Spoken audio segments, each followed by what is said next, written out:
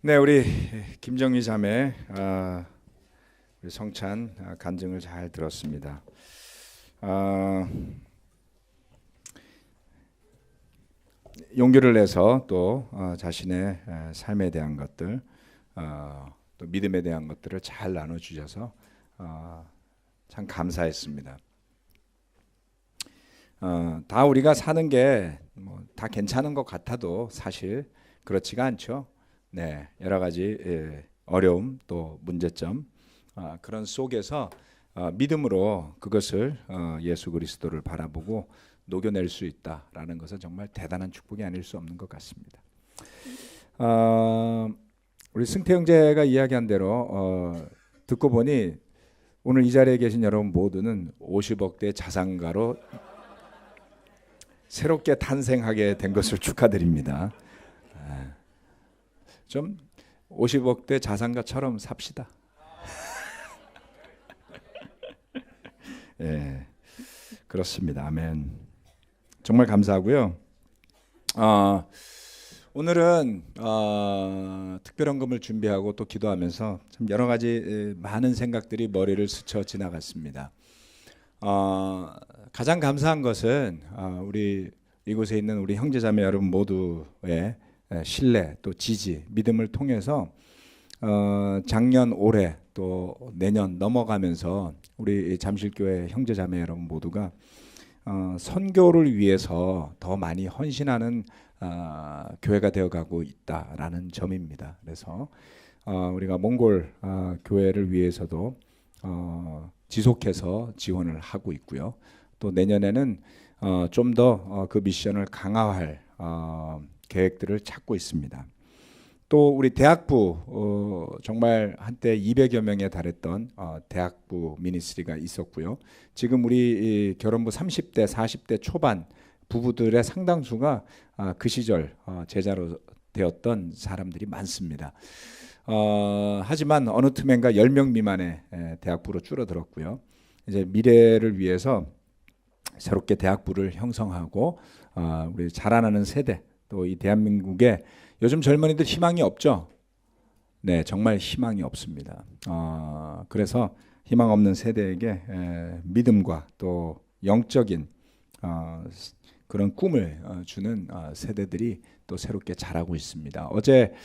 엊그저께 금요일 저녁에 제가 캠퍼스 바이블도 끝날 때쯤 다른 약속이 있어서 왔는데요. 그날은 우리 틴에서 이제 올라오는 수험생들도 같이 와서 보니까 정말 테이블도 막 여러 개가 놓여 있고 바이블톡 모임이 아주 뜨겁고 성경 공부하는 사람들도 여러 명 와 있었습니다. 조만간에 우리 대학부에 세례 소식이 있지 않을까 싶고요.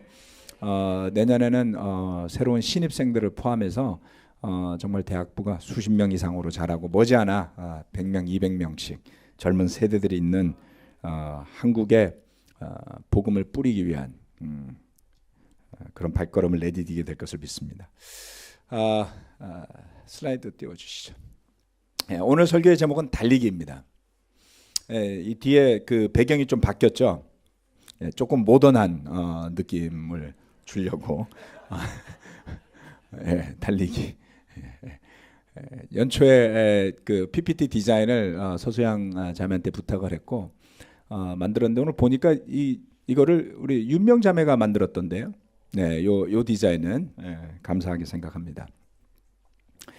이번 한 주만큼 제가 사도 바울에 대해서 많이 생각했던 주간은 없는 것 같습니다. 주중에 하는 우리 사도행전 강해 설교가 이제 본격적으로 사도행전 16장으로 넘어가면서 이제 바울 시대를 열기 시작하거든요. 예, 여러분들 주중 예배에 나오셔서 바울 시대를 좀 직접 좀 들어가 보셔야지 됩니다. 물론 참석이 어려우신 분들이 유튜브로 또 동시에 보시거나 또 나중에 보셔도 좋습니다. 하지만 빼놓지 말고 보셨으면 좋겠어요. 왜냐하면 이 강해 설교는 특성상 숫자가 많거든요. 그래서 나중에 한 50개 보시려면 엄두가 안 나실 거예요. 그래서 지금 좀 들어가 보셨으면 싶고요. 그런데 이제 막 본격적으로 그 바울의 시대가 열리려고 하는 때에 바울이라는 영화가 나온 거예요. 저는 정말 주중에도 이야기했지만 선물처럼 느껴졌습니다. 야, 이 진짜 사도행전 강해 설교를 향해서 가고 중반쯤에 힘이 빠지려고 했더니 영화가 턱 나와가지고 생명력을 불어넣어주는 것 같았습니다. 영화를 보신 분도 있고 보실 분들도 계시겠지만 이건 뭐 사전 스포일러가 있을 수가 없어요. 여러분 다 아는 스토리입니다. 그렇지 않나요? 네. 스포일러라는 건 영화 내용을 미리 이야기해서 보고 싶은 사람들의 그 기대를 저버리게 만드는 안 좋은 행위를 이야기하는 거거든요. 근데 그 영화를 볼 때 정말 제가 한 가지 포인트라고 생각했던 것은 바울이 사도 서신서에 나오는 문구들을 직접 이야기하는 장면이에요. 저작권을 가진 사람이 대화 속에서 그 문장들이 나올 땐 진짜 감명이었어요. 네. 와우, 저런 느낌이었겠구나. 저거는 고린도서 말씀, 저거는 로마서 말씀. 머릿속에서 막 그 말씀들이 막 나올 때 정말 감동이었습니다. 다만 한 가지 주의하실 점은 영화가 좀 진지합니다. 네, 하지만 여러분들은 좋아하실 거예요. 그래서 사도 바울이 기록한 성경 말씀이 정말 다양한 내용을 포함하고 있는데요. 오늘은 그 중에 달리기에 대한 말씀을 한번 봤으면 합니다. 달리기라면 정말 우리나라에 빼놓을 수 없는 두 영웅이 있습니다. 첫 번째는 우리 송기정 옹으로 돼 있죠. 예, 나이가 이제 많으셔갖고 근데 아무튼 그냥 송기정 선수라고 부르겠습니다. 그 다음 옆에 칼라 사진은 아시다시피 바르셀로나 올림픽에서 금메달을 딴 황영조 선수입니다. 여러분 전 세계 170여 개의 국가가 있습니다만은 과연 마라톤에서 금메달을 2번 딴 국가가 몇 개나 있겠습니까? 달리기, 그렇죠? 예, 정말 대단히 자랑스럽다라고 저는 믿습니다. 달리기를 좋아하건 그렇지 않건. 그런데 이 달리기와 신앙이 비슷한 측면이 많아 보입니다. 아마 그 점 때문에 사도 바울은 성경 말씀에서 이 달리기를 운동을 테마로 해서 성경 말씀을 이야기하는 것을 볼 수가 있습니다. 마라톤이 요즘 아주 유행이고 붐이죠. 덕분에 송파구에 사는 우리는 봄, 가을로 예배 드릴 때마다 고통을 겪을 때가 있어요. 지난번 JTBC 마라톤 최악이었던 것 같습니다. 송파구에 진정을 넣으려고 지금 생각하고 있는데요. 여러분들 진정을 넣어서 송파구에서 마라톤 대회를 JTBC처럼 하지 않도록 부탁드립니다 라고 넣어주세요. 죄송합니다. 이런 이야기 하면 안 되는데 본심이 그냥 나왔네요. 사과드리겠습니다. 그날 예배 끝나고 어디 가는데 막 1시간 반이 넘게 걸렸어요. 10시 반 전에 끝내주십사라고. 진정을 넣어야 됩니다. 자, 우리 가운데 이 마라톤을 풀코스를 완주해 보신 분 있어요, 여러분? 없을 것 같죠? 있어요. 한번 거수해 주시면 감사하겠습니다. 와우, 2명의 형제. 와, 우리 진짜 데이도 번쩍 들어야지. 와, 이 방 안에 3명의 형제가 있군요. 아멘. 또 4명이에요? 또 손 안 든 사람 있어요? 네, 여기 저기 대희 형제랑 해서 3명이 손을 들었습니다. 주일학교 갔더니 송승학 형제도 마라톤을 3번 정도 완주했다고 하더라고요. 몇 되지 않죠. 300여 명이나 있는 성인이 300여 명 있는 우리 교회에 마라톤 풀코스를 완주하신 분이 3명이 있습니다. 조깅은 누구나 해보지만 이 마라톤은 좀처럼 시작하기가 어렵습니다. 저도 생각은 많았는데 아직 시도해보지 못했습니다. 여러 가지 걱정이 앞서요. 관절에 무리가 가는 것은 아닐까? 과연 끝까지 달릴 수 있을까? 그 시간이 너무 고통스럽지 않을까? 라는 일반적인 상식 또는 경험으로 봐서 매우 어려울 것 같습니다. 달린다는 것 자체가 힘든데 그것을 몇 시간이나 쉬지 않고 달린다니 저는 한 1시간 정도는 달려봤어요. 안 쉬고. 1시간 정도는 지금도 달릴 수 있겠지만 와우, 4시간, 뭐 3시간에서 4시간 사이를 달린다니 시작을 아직 못 해봤습니다. 앞에 고린도전서 9장 23절로 24절 말씀이 있는데요. 제가 춘수 형제의 PPT를 따라서 만들어 봤습니다. 그림은 왼쪽에 말씀은 오른쪽에. 젊은 세대한테 배우는 거죠. 같이 읽어봅시다. 좀 작은데 읽을만 해요? 전 작년부 어르신들 위해서 폰트를 크게 막 이렇게 했는데 앞줄에 앉아 계시니까 함께 읽어보시면 감사하겠습니다. 같이 읽을까요? 시작. 나는 복음을 위하여 이 모든 일을 하고 있습니다. 그것은 내가 복음의 복에 동참하기 위함입니다. 경기장에서 달리게 하는 사람들이 모두 달리지만 상을 받는 사람은 하나뿐이라는 것을 여러분은 알지 못합니까? 이와 같이 여러분도 상을 받을 수 있도록 달리십시오. 아멘. 어떻게 보면 인생을 달리기에 비유한 겁니다. 그 달리기 속에 상을 받는 사람이 하나라는 것은 믿는 사람들로서 구원받을 사람이 하나다 이런 의미는 아니니까 오해하지 마시고요. 자, 여기에 이야기하기를 사도 바울은 복음을 위해서 이 모든 일을 하는데 그것은 복음의 복에 동참하려고 하는 것이다. 그 복음 무엇입니까? 달리기 선수가 월계관을 받는 것과 같은 것이다 라고 이야기를 하고 있습니다. 왜 바울은 우리에게 달리라고 이야기를 했을까요? 예수님께서 복음을 전하시던 그 시절을 머리에 한번 떠올려 봅시다. 사람들은 왜 예수님 주변에 몰려들었던 것일까요?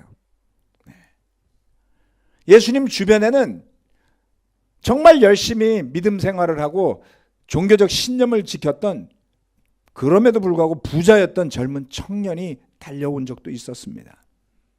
예수님 주변에는 가난하고 병든 사람들이 몰려오기도 했습니다.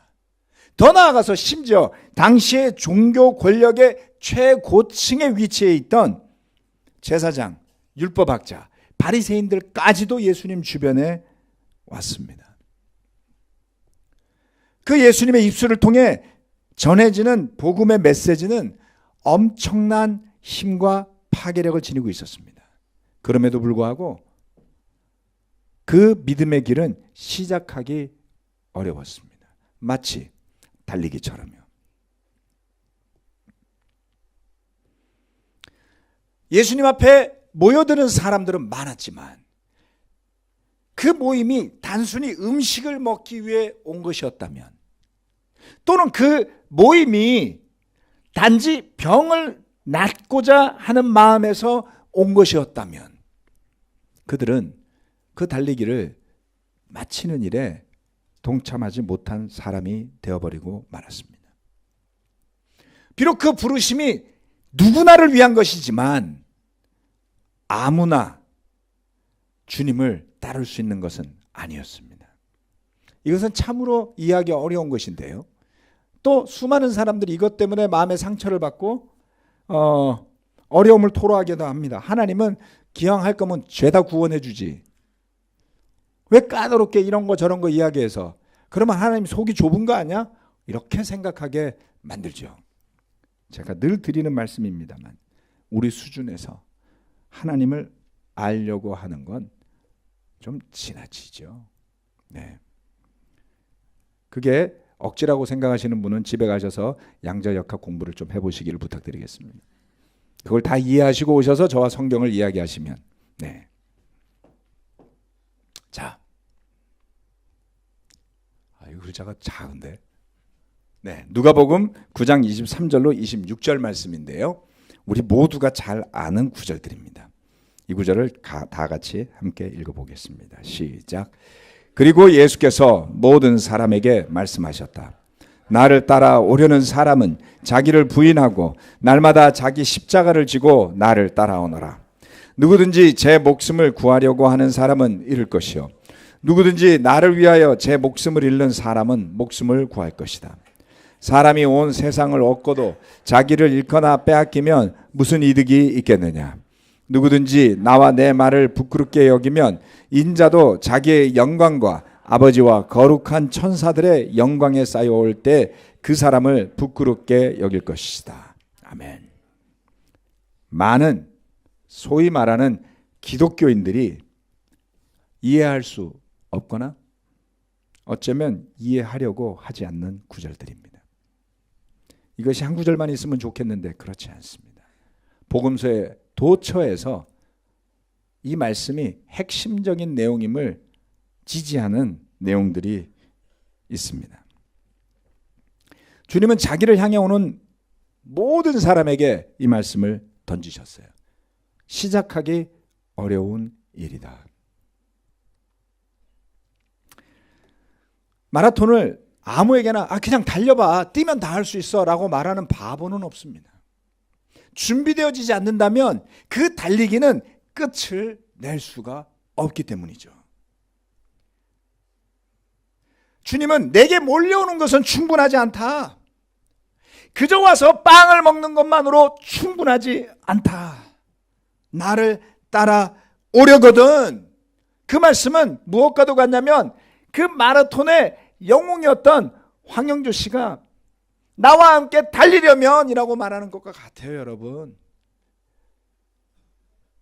마라톤을 할 줄 아는 사람들에게 그와 함께 달리는 일은 영웅과 함께 달리는 것과 다름없겠죠. 영광스러운 일일 거예요.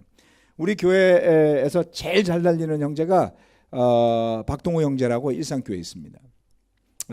그 형제와 더불어서 박진철 형제도 달리기를 아주 잘하는데요. 제가 등산을 그 형제 둘과 함께 갔다가 쓰러지는 줄 알았습니다. 그래서 이름을 붙여줬어요. 인디언이라고요.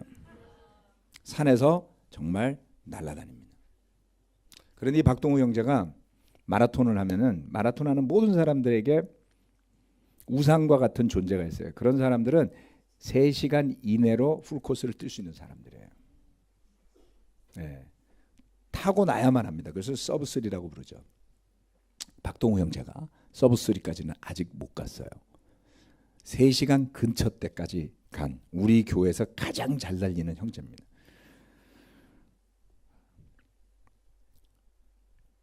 그냥 뛰세요. 뛸 수 있어요. 라고 말하지 않습니다. 주님은 누구나 오기를 원했지만, 그리고 오는 누구든지 함께 갈 수만 있다면 얻을 소중한 진리가 있음을 이야기하셨지만 아무나 가지는 것은 아니라고 했습니다. 여러분 오해하지 마십시오. 이것은 무슨 대학 입시 같은 일이 아니에요. 누구나 마음이 있고 누구나 믿음이 있으면 갈 수 있는 길입니다. 그렇게까지 해야 할 이유가 정말 있을까요? 시작하기도 어려운 일인데 정말 시작해야 할까요? 예배 오시는 분들이 성경을 공부하자는 이야기를 들을 때 첫 번째 거부감을 느끼는 게 공부라는 단어가 싫어요. 그렇지 않나요? 여러분 공부 좋아하세요? 다 싫어해요?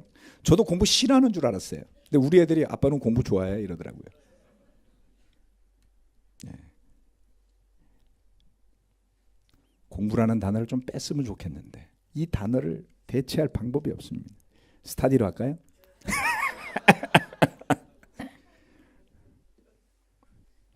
많은 사람들이 망설이죠. 같이 성경을 한번 가지고 이야기해 봅시다. 시작하기가 어렵습니다.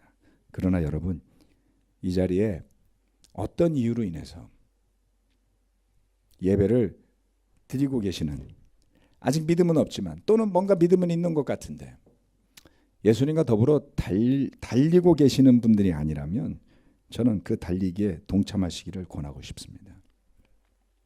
주님은 이렇게 이야기를 했어요. 제 목숨을 구하려고 하는 사람은 잃을 것이요, 나를 위해 제 목숨을 잃는 사람은 구할 것이다. 이 말씀이 맞습니다. 요즘 우리나라의 가장 서글픈 소식은 경제적으로 안 좋다라는 것이 아닙니다, 여러분. 우리나라의 가장 서글픈 소식은 젊은 세대들이 희망이 없어서 자신의 삶을 포기한다는 거예요. 20대 젊은 사람들의 자살률이 전 세계 1위입니다. 많은 사람들은 정부를 탓했어요. 대통령이 바뀌고 정당이 바뀌면 좋아질 거라고요? 헛다리 짚으셨습니다. 왜요? 우리나라처럼 성공하라고 등 뒤를 죽어라고 떠미는 나라가 전 세계에 없는 것 같아요. 싱가포르에 가면 제가 말씀드렸죠. 싱가포르 가면 자기들이 세상에서 제일 힘들게 교육시킨다고 생각해요. 가보세요. 천만의 말씀입니다. 싱가포르에 가서 생활하는 중고등학생들 굉장히 편안하게 생각해요. 일본에 가면 일본 사람들이 자기들이 가장 교육을 힘들게 한다고 생각해요. 한국 사람들이 일본 유학을 왜 가겠어요? 쉬우니까 가는 거예요. 그게 쉽다는 뜻이 아니에요. 한국보다 쉽다. 남은 나라는 대만하고 홍콩밖에 없는데 홍콩하고 대만은 제가 안 가봐서 모르겠습니다만 자살률이 우리보다 낮은 걸로 봐서 덜 심한 것 같습니다. 왜 그렇게 등을 떠미나요? 왜 그렇게 어려서부터 유치원에서부터 초등학교, 중학교 갈 때까지 삶의 의미도 알기 전에 죽으라고 경쟁을 시키나요? 정부가 시켰습니까? 아니요. 부모들이요. 뭐 때문에요? 목숨을 구하라고요. 그래야 살아남는다고요. 그랬더니 아이들이 가서 죽어요. 그게 진리인 줄 알았는데, 경쟁에서 살아남는 게 진리인 줄 알았는데, 남보다가 조금 더 잘하는 게 진리인 줄 알았는데, 아니요. 목숨을 잃어버리게 돼요.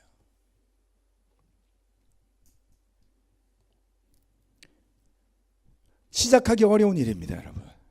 그런데 하셔야지 돼요. 왠지 아세요? 그래야만 목숨을 구할 수 있기 때문입니다. 여러분이 구하기 위해서 노력하고 있다고 생각하는 그 많은 것들이 구함을 위해 가는 것이 아니라 죽음을 위해 가는 것임을 성경은 이야기하고 있습니다. 그래서 예수님은 그 달리기에 앞장서서 가시면서 직접 죽어주셨어요. 그래서 실패인가요? 그래서 성공인 겁니다. 여러분도 그렇고 저도 그렇고 절대 다수의 우리 제자들 40대, 50대, 30대 중후반인 제자들이 이 자리에 다수가 있습니다. 우리 다른 세상에 살아온 거 아니죠? 성공해야만 한다는 강박관념 속에 살아오지 않았나요? 그리고 제자가 된 뒤에도 그것이 우리 속에서 꿈틀거리지 않습니까? 달리면서도 잡생각이 나죠. 그러나 여러분, 잊지 말아야 할 것이 있습니다. 주님이 이야기하셨어요. 인자의 영광과 아버지와 거룩한 천사들의 영광에 쌓여올 순간을 이야기하고 있습니다. 그 힘든 달리기를 시작한 사람들이 있었어요. 예수님 주변에 수만 명이 모여들었지만 그들은 모여들었을 뿐 예수님과 함께 달리지 않았어요. 예수님을 따라가지 않습니다. 주변에서 서성댈 뿐, 뭔가를 얻어먹으려고 할 뿐 함께 달리지는 않습니다. 그러나 그렇게 힘든 그 달리기를 시작한 소수의 사람들이 모여 있었고 시간이 흐르면서 그 무리가 늘어나기 시작을 해요. 여러분, 누가 그 마라톤 달리는 거예요 도대체? 예? 송파구에서 맨날 우리 교통 힘들게 하면서 수만 명이 달립니다, 여러분. 도대체 누가 그 예수를 믿는 거예요? 수많은 사람들이 믿기 시작을 합니다. 그것이 바로 교회가 되었습니다. 주님을 믿고자 하신다면 달리기를 준비하는 사람의 마음처럼 각오를 단단히 하시기 바랍니다. 그러나 꼭 달려보시기 바랍니다. 주님의 말씀이 맞았나 틀렸나를 알아보기 위해서라도. 두 번째, 달리기도 힘든데 시작도 힘든데 끝내기도 힘들어요. 이제 죽으라는 소리구나. 네.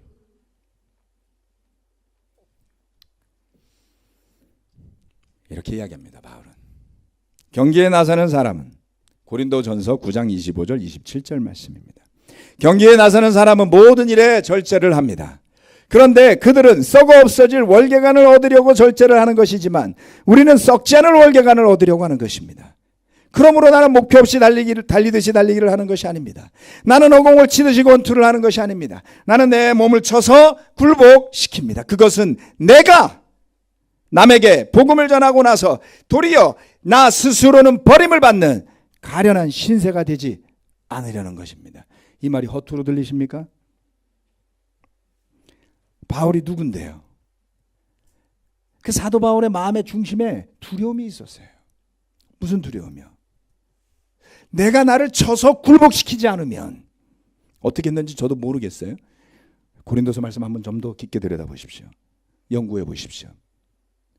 내가 남에게 복음을 전하고 나서 도리어 나 스스로는 버림을 받는, 성령의 능력으로 병을 치유할 수 있었던, 수많은 교회들을 세웠던, 영감을 받아 기록한 글들이, 편지들이 성경에 기록이 된 그 사도 바울조차도 잘못하면 내가 이렇게 많은 일을 해놓고 이렇게 복음을 가르쳐 놓고 내가 버림을 받는 가련한 신세가 될 수도 있다. 여러분, 구원의 확신 저도 가르쳤었습니다. 교회에서. 그것이 왜곡되면 얼마나 무서운, 구원을 확신하는 사람들의 자기 멋대로 해도 되는 license to sin, 죄를 지어도 되는 면허를 주는지 몰라요. 경기장에 나서는 사람은 절제를 합니다. 목사님, 그렇게 이야기해서 사람들이 교회 오겠어요? 네, 그렇죠. 저와 여러분 가운데 어느 누가 복음을 바겐세일 할 수 있겠습니까? 우리가 복음을 이 복음에서 전하는 것 이상으로 어렵게 만들면 율법주의자가 될 거예요. 그렇지 않나요? 그런데 우리가 이 복음을 성경이 말하고 주님께서 전하시고자 했던 것보다 더 쉽게 만들면 뭐가 되는 거예요? 사람들이 그렇게 싫어하는 이단이 되는 겁니다. 한국의 브랜드로 등록된 교단이 아니면 이단일까요? 아니요. 기분 나쁘면 이단이에요. 주님께서 말씀하시는 그것을 전하지 않으면 그것은 밸런스 맞추기가 너무나 어렵습니다. 그렇지 않습니까? 누가 그 밸런스를 맞출 수 있을까요? 누가 그것을 멀리 벗어나지 않고 너무 밑으로 내려가지고 너무 위로 올라가지 않고 그것을 지킬 수 있을까요? 저도 모르겠어요. 그래서 두려워하면서 고민하면서 가자는 겁니다. 경기장에 나서는 사람들은 절제를 하는데요. 달리기를 하면은 그 목표는 월계간에 고정이 됩니다. 달리죠. 그 목표를 향해서. 그런데 그 목표가 희미해지면 달릴 힘이 날까요? 한번 마라톤에 도전해 보시길 바랍니다. 마지막까지 결코 유혹받지 않고 신나게 그 레이스를 완주할 사람이 있으면 저한테 비결을 알려주시면 감사하겠습니다. 쉽지 않습니다. 끝까지 도전하고 끝까지 달려야 합니다. 전 마라톤을 보면서, 마라톤 중계해 주잖아요. 여러분 혹시 마라톤 중계하는데 시간이 한 2시간 10분 정도 걸리거든요. 시작부터 끝까지 한 번도 안 빼놓고 그거 보신 분 계세요? 심지어는 마라톤 하는 사람도 안 볼 거예요. 재미가 없잖아요. 그렇죠? 그리고 1등 딱 들어오고 2등 3등 들어오면 꺼버려요. 나머지는 여러분 4등 아세요? 솔직히 2등도 잘 몰라요. 우리가 관심이 없잖아요. 그런데 나머지 사람들은 왜 끝까지 뛰는 거죠? 그런 생각 해보셨어요? 순위에서 빠질 것까지 때려치지 뭐 한다고 뛰어? 예, 이게 공부하는 학생들의 태도예요. 어차피 못할 거 공부 왜 해? 예, 기가 죽는 거죠. 나는 어차피 못하는데 뭐 때문에 해야지 돼? 이렇게 생각하죠. 그래도 하세요. 힘들 텐데. 아니요. 힘들다고 그만둘 달리기였다면 시작하지 말았어야죠. 그들이 그만둘 수 없는 여러 가지 이유가 있을 겁니다. 자신의 기록 갱신을 위해서, 또는 자신의 단체, 자신의 나라, 그 뭔가를 대표하기 위해서 나온 사람들이에요. 그래서 그들은 힘이 들어도, 가다가 엎어지고 다쳐도 마지막 다리를 질질 끌면서까지 경기장에 들어서 그 피니시 라인을 통과하고 싶은 거예요. 이것이 운동의, 스포츠의 아름다운 면모입니다. 경기에 나선 우리 그리스도인, 제자들은 달리면서 여러 가지 순간을 마주합니다. 어느 순간은 매우 기쁘고 즐거운 때가 옵니다. 달리기 하는 사람들은 그것을 러너스 하이라고 부릅니다. 달리는 사람이 굉장히 기분이 좋아지는 때가 온다. 사람마다 조금은 차이가 있는데요. 우리 몸에서 지속적인 고통이 일정 시간 이상 지속되면 몸에서 천연, 우리 몸에서 나오는 진통제가 분비되는데 그것을 베타엔돌핀이라고 부른다고 합니다. 그런데 이 베타엔돌핀의 그 진통 효과는 병원에서 사용하는 모르핀이라고 하는 암 환자에게 최후에 주는 진통제가 몰핀이죠. 그 몰핀보다 약 100배, 200배 강하다 그래요. 근데 아직 안 달려보셨으니까 모르시는 거죠. 제가 달릴 때 어느 순간은 저는 1시간 정도 달렸다 그랬습니다. 한 30분 정도 달리고 나서 분비가 된다. 그러니까 보통 사람들은 30분까지도 안 뛰잖아요. 그러니까 나오기 전에 그만두시는 거예요. 그러니까 2번 안 뛰는 거죠. 그러니까 30분 이상 뛰어보세요. 근데 뛰어도 안 나와. 저를 탓하시면 됩니다. 근데 어떤 때 달리는데 너무 몸이 가볍게 느껴졌어요. 정말 조금 과장하자면 날아가는 기분이 들어요. 막 바람도 상쾌하고 내가 진짜 마라톤 선수가 된 것 같고 조깅할 때 그 기분이 정말 좋거든요. 와, 그 러너스 하이라고 생각하는 거예요. 내가 정말 이대로 뛰면 42.19 그냥 뛸 것 같고요. 기록 단축도 할 것 같아요. 슈퍼맨이 든 기분이 들지요. 제자로 살다 보면 그런 순간이 있는 것 같습니다. 와, 정말 예배 오는 게 너무 좋고요. 교제가 뭐 날개를 다른 거예요. 내가 정말 이런 세상을 위해서 태어난 것 같고 나는 천생 제자였고 기독교인이고 못 지내는 제자들 보면 정말 이렇게 좋은 데를 놔두고 왜 저러지? 뭐 아무튼 그냥 무슨 일이 일어나도 행복한 때가 있습니다. 예, 디사이플스 하이라고 합시다. 그런데 마라토너들에게 견디기 힘든 마의 구간이 딱 찾아와요. 그게 언제냐면 30km 정도를 뛰고 난 다음입니다. 저는 뭐 의사가 아니라서 잘 모르지만 우리 박영훈 형제가 마라톤도 좋아하시고 의사이시기 때문에 가끔 설명을 해주셨는데요. 아무튼 우리 몸에 있는 모든 리소스를 한 3시간 달리면 다 쓰는 거예요. 그 넘어서는 정신으로 달린 거라고 합니다. 네. 그만두자니 너무 멀리 왔어요. 30km나 뛰었는데 앞으로 가자니 10km나 남았어요. 처음 뛸 때 10km는 정말 이를 악물고 뛰죠. 누구나 40km를 가야 되는데 뭐 여기서 주저앉을 수 없잖아요. 근데 모든 에너지가 소진이 되고 나서 10km를 더 뛰자니 죽을 것 같아요. 갈 수 없을 것 같아요. 복음을 들고 달려가는 제자들에게도 이와 같은 순간들이 찾아옵니다. 디모데후서 4장 2절로 5절 말씀 읽겠습니다. 디모데후서 4장 2절로 5절 말씀. 시작. 그대는 말씀을 선포하십시오. 기회가 좋든지 나쁘든지 꾸준하게 힘쓰십시오. 끝까지 참고 가르치면서 책망하고 경계하고 권면하십시오. 때가 이르면 사람들이 건전한 교훈을 받으려 하지 않고 귀를 즐겁게 하는 말을 들으려고 자기네 욕심에 맞추어 스승을 모아 드릴 것입니다. 그들은 진리를 듣지 않고 꾸민 이야기에 귀를 기울일 것입니다. 그러나 그대는 모든 일에 정신을 차려서 고난을 참으며 전도자의 일을 하며 그대의 직무를 완수하십시오.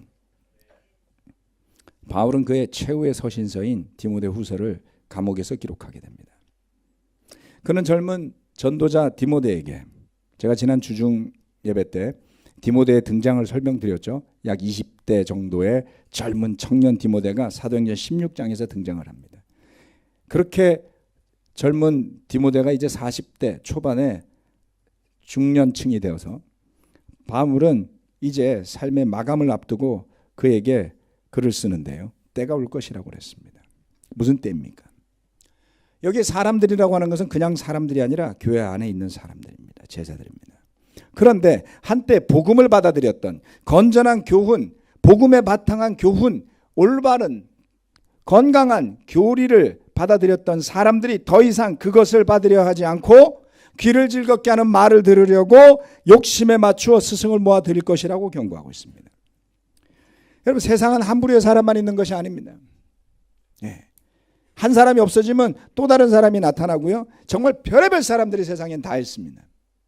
교회라 할지라도, 믿음을 가지고 같이 갔던 사람들이라 할지라도 그 길을 즐겁게 하는 사람들이 나타나요. 어디선가. 말씀드렸죠? 선을 맞추기 힘들다고요. 헤이 too high. 발을 좀 낮춰. 왜 그렇게 고지식해? 그래갖고 교회가 되겠어? 장사하나요 지금? 너무하지 않아? 낮춰. 그만 달려도 돼. 그냥 걸어. 이런 속삭임이 어디선가 들려오죠. 뒤에 보이는 사진은 제가 인터넷에서 다운로드 받았는데요. 제가 찍은 사진이 없어서요. 여기가 꽤 오래전에 몇몇 형제들하고 제가 갔었던 에베레스트 베이스 캠프까지 가는 길에 있는 코스입니다. 지금 뒤에 보이시는 까만색 산이 보이시죠? 예, 여기가 칼라파타라라는 산이고요. 그 뒤에는 녹교소순 푸물이라는 봉우리입니다. 이건 7,000m. 낮아 보이는 이 봉우리가 베이스 캠프보다 더 높습니다. 베이스 캠프는 요 바닥에 있는 높이 5,200.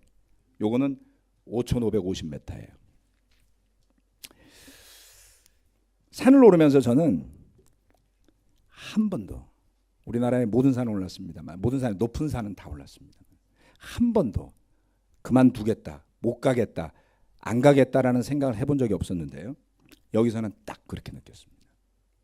어디쯤이었냐면 이 산이 높이가 우면산 정도의 높이예요. 우면산 한 300m 정도 되고요.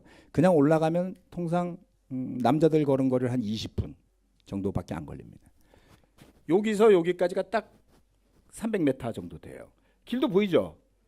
이렇게 다 보여요. 밑에서 보면 길이 막 보여요. 그래서 제가 느낌으로 봐도 저거는 우면산 정도다. 딱 감이 왔어요. 여기 밑에서 올라가다가 여기서 섰습니다. 한 100m 가고 섰어요. 여기까지 가는데 글쎄요, 한 40분, 1시간 걸렸습니다. 죽을 것 같았어요. 도저히 갈 수가 없었습니다. 고산증이 와가지고 머리도 너무 아프고요. 아침에 밥도 못 먹었어요. 새벽 4시부터 나와서 걸어가지고 여기 아침 7시 반쯤 도착해서 아침 먹고 8시 반 정도에 올라가기 시작한 겁니다. 아침도 못 먹었어요, 제가. 구역질이 나서. 머리도 아프고 다리에 힘은 없고 정신적으로 육체적으로 다 소진됐어요. 그래서 거기서 숨을 고르면서 수고 많았어. 그만둬도 돼. 여기까지 온 게 어디야. 이런 말을 혼자 막 하고 있었거든요. 시작은 누구나 할 수 있는데 끝내긴 정말 어려운 트레킹입니다. 근데 그 순간에 박성민 형제가 탁 다가왔어요. 제가 못 갈 것 같아요 그랬더니 아유 목사님 여기서 우리 쉽시다. 그러는데 그 말이 사탄의 유혹처럼 들려와가지고 아무 생각 없이 올라갔습니다. 제가.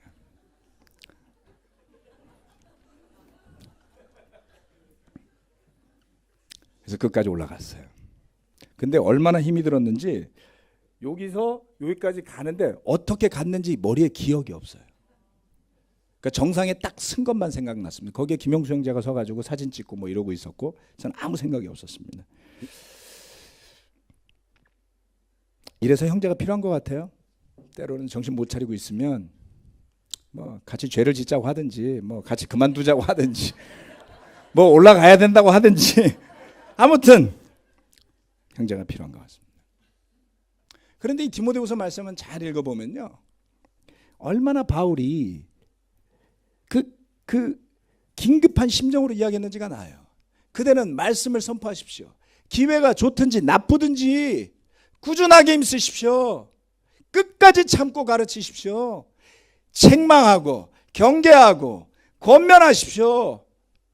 그러나 그대는 모든 일에 정신을 차려서 고난을 참으며 전도자의 일을 하며 그대의 직무를 완수하십시오.